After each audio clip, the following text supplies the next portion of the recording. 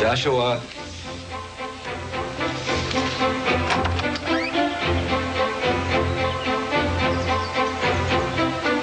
Joseph Cross plays a fifth grader named Joshua who doesn't want to go to school in that scene from Wide Awake because he's so depressed about the death of his beloved grandfather. The loss makes him obsess about life, death, and the unfairness he thinks of God. And he can't forget the void in his life left when his grandfather died. Here's a flashback from just a year earlier. The winner of our fourth grade... Sister, my grandson hasn't finished the race.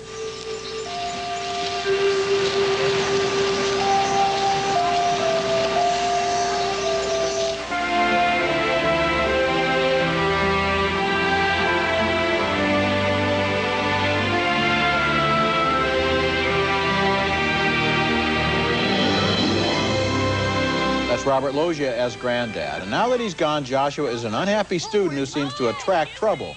Rosie O'Donnell plays the nun who's his teacher, and her character is brash and likable. If Billy and Newman went through together, I thought maybe Josh and I could... Do you do everything that Billy and Newman do? No, sister, I don't. I certainly should hope not. Are you all right, Joshua? Stay right here, I'll get some help. Be quiet! Try to be calm. Single file! That's the best Rosie O'Donnell performance I've seen in a movie. Joshua asks for a sign from God and then quizzes his parents to see if one has been detected. They're played by Dana Delaney and Dennis Leary. Or a holy vision, anything like that? I didn't see anything I needed. Wide Awake is a strange hybrid of a movie. It's about a child, but it's not really a children's movie. It's more of an entry in the currently popular genre about angels in our midst. Come on, Pygmy. Little Joshua asks why, if there is a God, such terrible things can happen in the world. And although he gets an answer at the end of the movie, it's not to that difficult question. The performances are all on target, and the movie has a certain emotional appeal, but if you want to see a great movie about a child facing the fact of death, that would be Ponette, the French film from last year. Wide Awake has more of a cutesy, sentimental approach, and I think it'll depress kids. So you're voting how? I'm voting down. I'm voting up. I don't know what it'll do to children, but it elated me in this sense that I thought it was a serious inquiry about God from a child, and I thought that was refreshing. There weren't a lot of cheap shots at Catholic school, I mean, that a standard script like this might take. And I, too, like this Rosie O'Donnell performance, and the reason why we think it's her best on film, because it's the first one that we've liked on film. You know, she does a very good job here. I want to tell you, I never got Rosie O'Donnell until this picture. I didn't know what, I mean, she's great on television, but I'd never seen her in a movie role until now, and I think she's found the right note here that she can use. Well, it's not just comic work here. There's a richness, a caring about this woman, and it fits perfectly. But again, what I was interested in is, as someone who wrote an essay, you know, in philosophy class, you know, is there a God, and tried to come up with 18 sentences approaching that, I thought this kid was very serious about his inquiry, and I appreciated that. I think the film has some real substance to it, and I recommend it. Is there a God? What? I'll answer that on next week's show. How's that for a tease? Good. Maybe I should wait for a rating period. Coming up next... Another split decision on Wide Awake about the little boy missing his grandfather. Gene was touched by its appeal, but I thought it was too cutesy for adults and too painful for children. Well, the film that surprised me, I think, was Wide Awake. I thought it was serious, as I mentioned.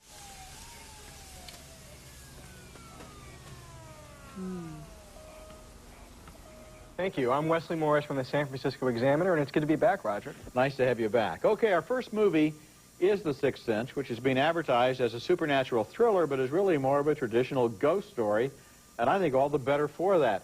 Bruce Willis stars as a psychologist who's the victim of a gun attack by a former patient early in the film. A few months later, he finds himself treating a disturbed but very bright 8-year-old named Cole. We're supposed to draw a picture. Anything we wanted. I drew a man. Got hurt in the neck by another man with a screwdriver. That's Haley Joel Osment as his young patient. Cole's mother is played by Toni Collette, and she's disturbed by strange events in their household.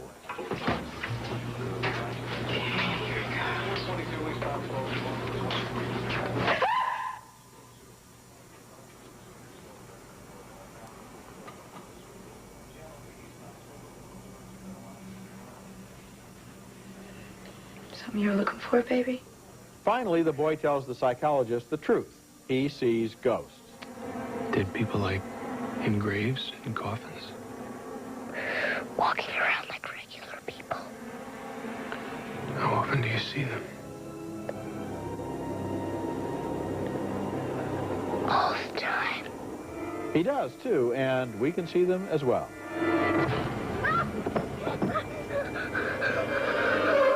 Bruce Willis is a good anchor for movies like this because his straightforward acting style makes the sensational stuff seem more believable. And young Haley Joel Osment is very good as the 8-year-old. This is not a role where the kid just has to look solemn in close-ups and reaction shots. He has to go one-on-one with Willis in some complex, dramatic scenes, and they work. They really do work. I like The Sixth Sense as it was unfolding, and I liked it even more after the surprise at the end. Yeah, so did I. I liked it. Once I figured out where it was going, I liked it a lot. I had trouble with Bruce Willis, not his performance, because I think he's fine. But there are moments as a psychologist where I just didn't buy it. I mean, his technique is sort of weird.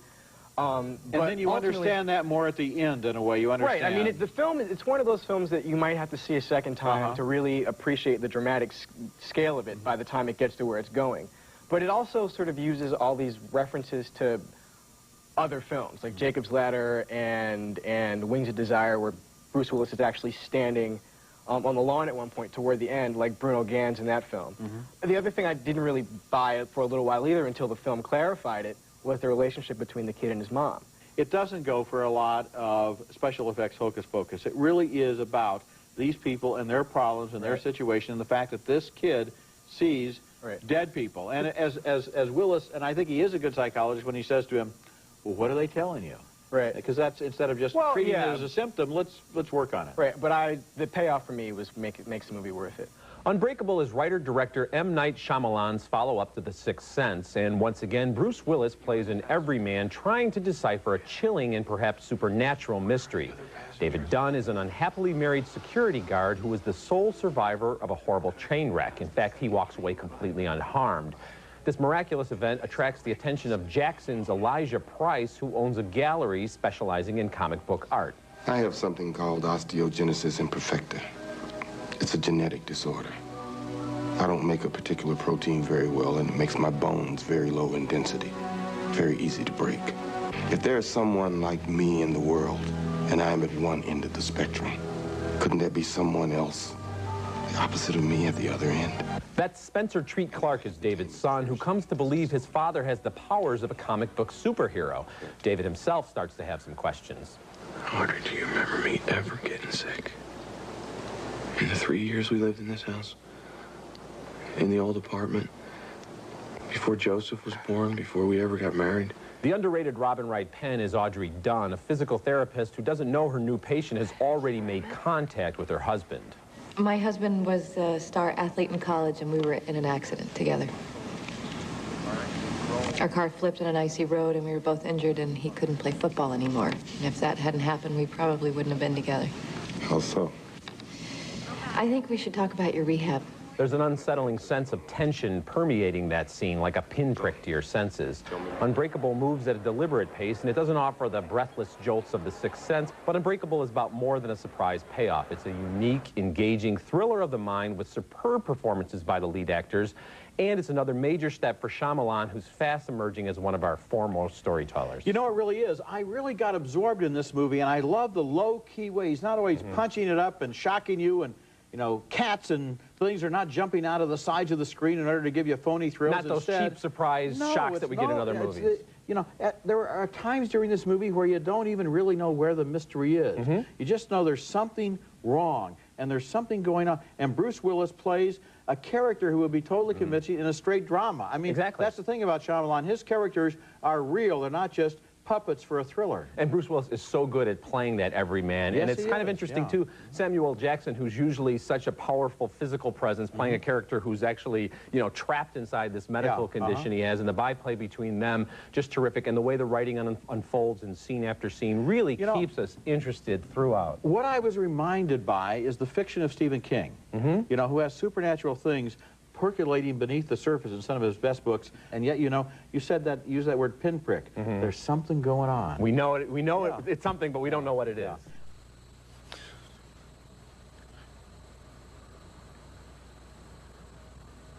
Don't open my pantry, Father. I found one of them in there and locked him in.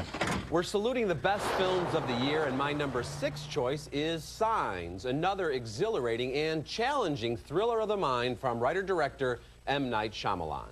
Mel Gibson had a great 2002 with We Were Soldiers and with this role as a former preacher in Pennsylvania who lost his faith after his wife was killed by a car.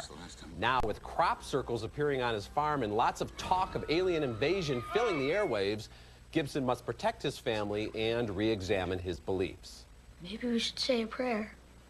No. Why not? We're not saying a prayer. Bo has a bad feeling. I had a dream. We aren't saying a prayer. Eat. I hate you. That's fine. You let Mom die. And though the casting might seem odd, Joaquin Phoenix is wonderful as Gibson's younger brother. Shyamalan is a brave filmmaker. He takes rather corny comic book subject matter, ghost stories, superheroes, crop circles, and turns them into something special.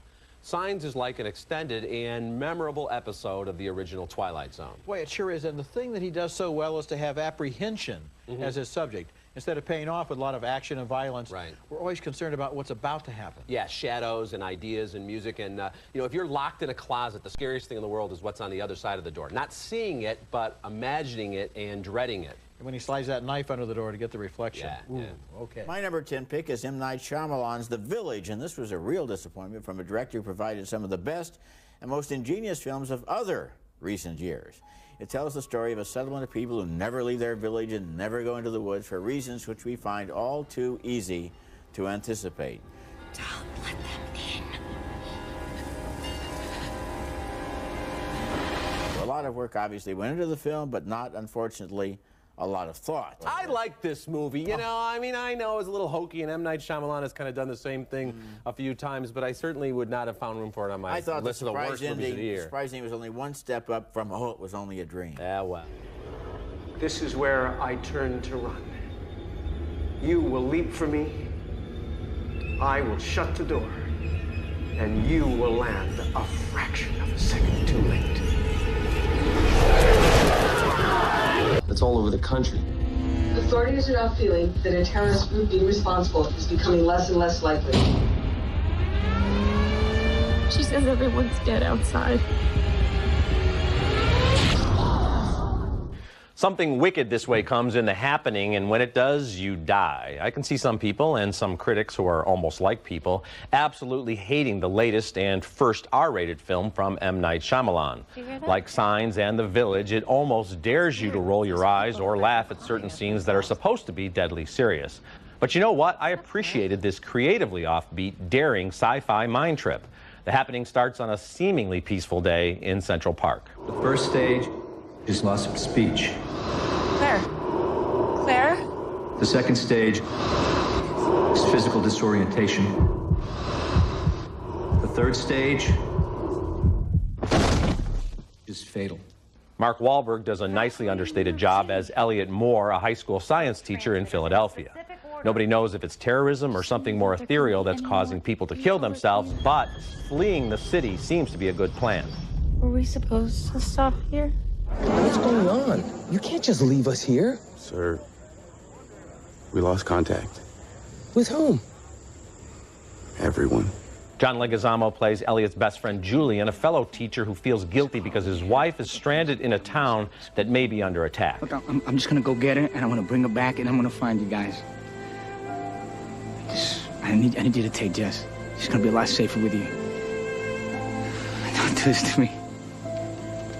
I'm doing my best here not to fall down. Now, like a lot of Shyamalan's work, The Happening is reminiscent of an extended episode of the classic Twilight Zone series. Once the explanation for The Happening is unveiled, or at least sort of unveiled, it'll probably frustrate some viewers, but I am recommending The Happening for its quietly eerie scenes, some very good performances, and a few unforgettably chilling moments, so I say see it. Yeah, I can see why some people wouldn't like it, Richard, because it is actually one of the worst films of the year. It's probably as bad a film as this talented writer-director has ever made. I mean, this sits there like The Village did, and it's almost... I like The Village. That's an underrated film, too. Good, good. We have a consistently good taste critic here.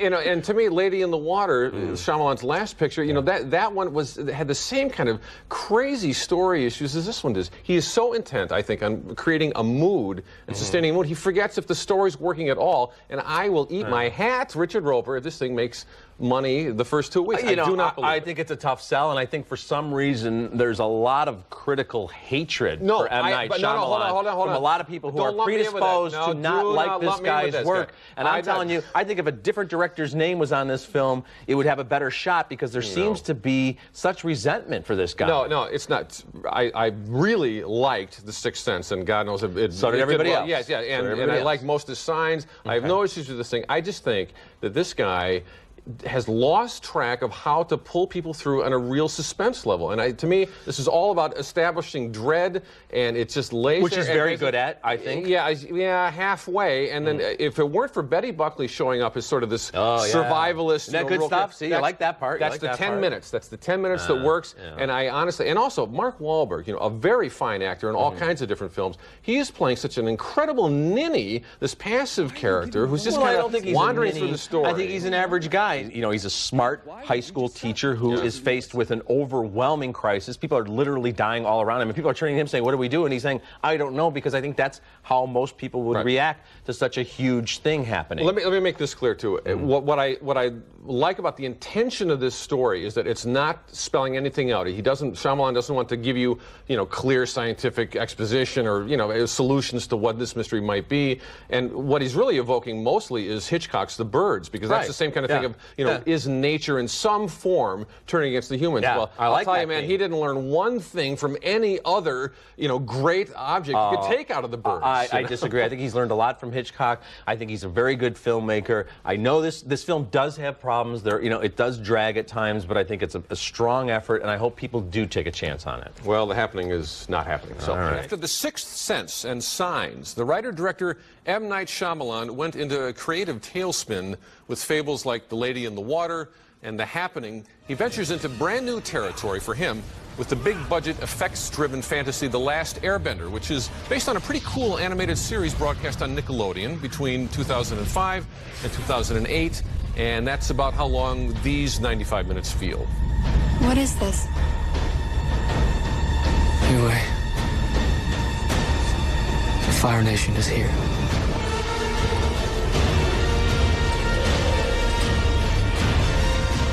Okay, so you've got four kingdoms: the Fire Kingdom, water, air, earth, although there's an unofficial fifth world overrun by impenetrable, rock-hard exposition. Nobody can conquer that. After proper training, warriors can bend the air and fire and water and earth to smite their enemies in battle. The spiritual leader of this fantasy world, the Avatar, keeps the world in harmonious balance, but he's gone missing for 100 years, and the Fire Lord has taken over everything. His exiled son is played by Dev Patel of Slumdog Millionaire.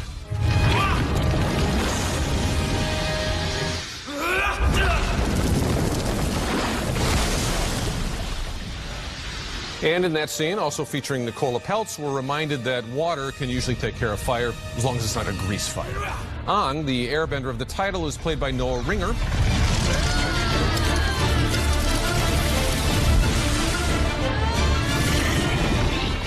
And I'm afraid none of his feats of wonder are in any way wonderful. The movie has alarmingly little magic in 3D. It's even more like 1D. And the casting's dubious. Why are the good guys all Anglos and the fire people all stereotypically swarthy? Shyamalan, who I believe and hope will make a good movie again someday, cannot come close to activating this franchise launch, which I'm afraid feels more like a sinking skip it. You?